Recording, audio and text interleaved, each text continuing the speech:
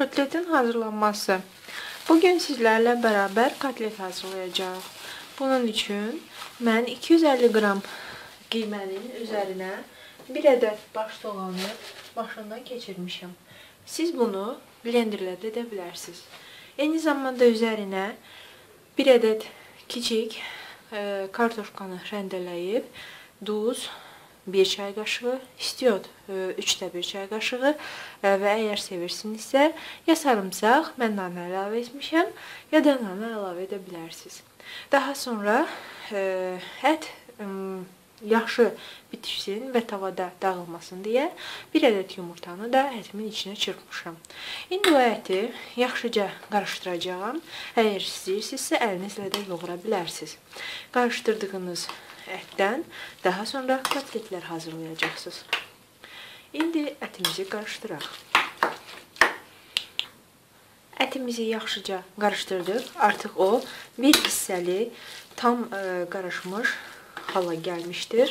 Mən indi ondan bir qaşıq götürməklə, təxminən bu qədər ölçüdə götürməklə kotletlər hazırlamağa başlayacağam. Siz daha iri və yaxud daha xırda hazırlaya bilərsiniz. Sevirsinizsə yumru ya da oval formada edə bilərsiniz.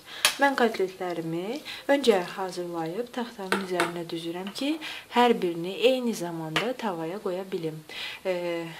Gəlin kotletləri hazırlayaq. Əllərimizi təmiz yuduqdan sonra, əgər istəyirsinizsə, ilk başda əlinizə yapışmasın deyə mütləq əlinizə sovurun. Bu şəkildə əlinizə kotletlər yapışmayacaq və qaşıqla kotletin ətini təxmini götürüb bu şəkildə oval və yaxud da yumru hazırlaya bilərsiniz. Əgər daha kiçik kotletlər hazırlamaq istəyirsinizsə, onda mütləq kotletin ətini az götürməlisiniz. Eyni formada kotletləri hazırlayıb taxtanın üzərinə qoyuram.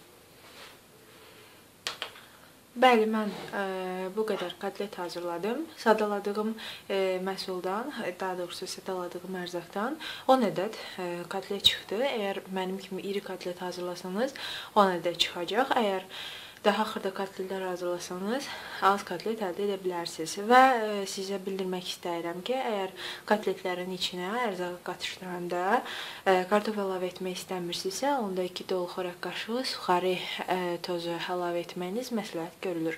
Və əgər bahar fəslindəsinizsə və göyərti ilə kotleti daha çox sevirsinizsə, mütləq içinə kişniş qatmaqla fərqli dad da əldə edə bilərsiniz. Mən indi kotletləri içinə yağ atılmış və yağı əridilmiş tavada qızardacağım. Gəlin, bərabər kotletlərimizi qızardaq. Gördüyünüz kimi mən kotletləri qızartmaq üçün tavaya hazırda boluca yağ atmışam və eyni zamanda tavanın qazın üstünə qoymuşam. Yağı hazırda əridirəm və ərilmiş yağın içinə kotletləri atacağım. Nəzərinizə çatdırım ki, əgər tavanız tifal deyilsə, yapışma təhlükəsi çox olduğundan tavanı öncədən yaxşı qızdırıb, daha sonra yağı atıb, yağ yanmadan içinə kotletləri düzməyiniz məsləhətdir. Kotletləri bişirərkən püf nöqtə deyilən ən əsas nöqtələrdən biri. Kotletləri tavada düzdükdən sonra, tamamən tavada olduqdan sonra kotletə toxunmayacaq bir hissədən içinə təxminən 3-4 xörək qaşığı su əlavə edib ağzını bağlamaqdır. Bu şəkildə öncə kotletlər buxarda bişəcək. Buxarda içərisi yaxşı bişmiş kotletlər su tamamən buxarlandıqdan sonra yaxşıca qovrulacaqlar. İndi mən tavama kotletləri əlavə edəcəyim. Mən kotletlərimin hər birini tavaya yerləşdirdim. Nəzərinizə çatdırım ki, mənim tavam bir olduğu üçün hamısı tavaya yerləşdi. Amma əgər sizin tavanız iri deyilsə, hissə-hissədə bişirə bilərsiniz. Bir də mən indi nəzərinizə çatdırım ki, kotletləri tavaya düzərkən qazın xodunu tamamən almışdım. Kotletə heç bir şəkildə toxunmayacaq yerdən yarım çay bardağı su əlavə edəcəyəm. Yenə də deyirəm, bu kotletin yanmadan öncə içinin bişməsi üçündür. Daha sonra qapağını bağlayıb, nəzərət edərək bir neçə dəqiqə birinci üzəyi bişirməyə başlayıram. Qapağımızı bağlayıb, pişmə prosesini gözləyək. Kotletlərimizin artıq birinci yüzü məncə bişir.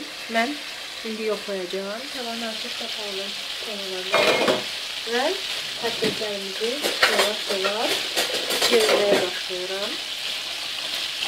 Bəli, gördüyünüz kimi artıq kotletlər demək olar ki, bir yüzü bişir və məsləhət bilirəm ki, çox yandırmayasınız. Çünki onsuz da onun buxarda içi tamamen bişirdir.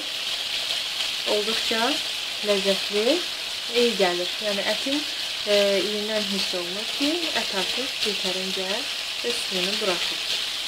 Bütün kotletləri çevirdikdən sonra bu üzünün də pişməsi üçün tavamın ağzını bağlayıb bir neçə dəqiqə nəzarətlə gözləyəcəyim. Daha sonra əgər istəyirsinizsə, siz kotletlərin yanına ya kartoşka qızardar, ya əgər varsa pomidor, biber qızardıb və yaxud sadəcə düyü ilə makaronla servis edə bilərsiniz. Ya da körpələrin sevdiyi kimi sadə kotlet olduqca ləzzətli olur. Ağzını bağlayıb ikinci yüzünün bişməyini gözləyirəm. Daha sonra nəticəni bir yerə görəcəyik. Bəli, kotletlərimizin artıq hər iki üzü tamamen hazırdır. O iki yüzü ilə də qızarır və olduqca ləzzətli görünür. Mən indi kotletləri servis edə bilərəm. Nəzərinizə çatdırım ki, əgər videolarımızı bəyənirsinizsə, Lezzət Sirləri kanalımıza abunə olub, bizə dəstək ola bilərsiniz. Və bizlərlə hər gün daha yeni, daha ləzzətli reseptlərlə görüşə bilərsiniz. Diqqətinizə görə təşəkkür edirik. Xoş olsun.